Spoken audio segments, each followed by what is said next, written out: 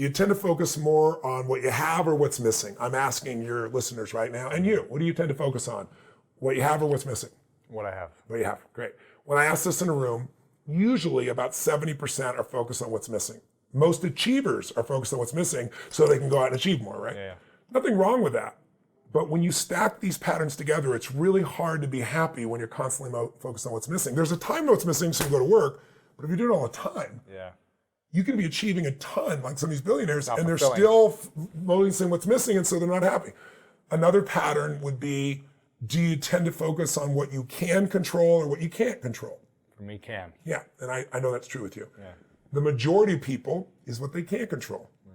Now, if you focus on what's missing all the time and what you can't control, you're gonna be depressed. I don't care if you take Prozac or Zoloft or anything else. Your depression is not a Zoloft deficiency.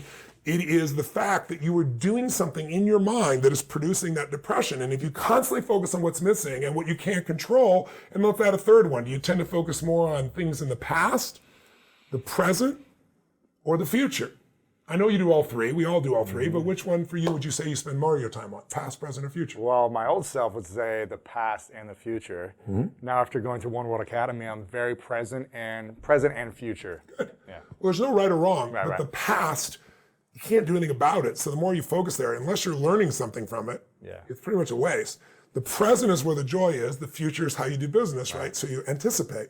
So it's the ability to do this. But if you have someone whose pattern is focusing on what's missing, focus on what I can't control, and focus on the past, you can give them, I've seen it, and I've dealt with people like that who are suicidal. I come in, they got every drug, they're taking every antidepressant, and they're still depressed. In fact, I'll ask in audiences all the time, how many of you know somebody who takes antidepressants and is still depressed? 90% of the room will raise their hand. I know people. You know people?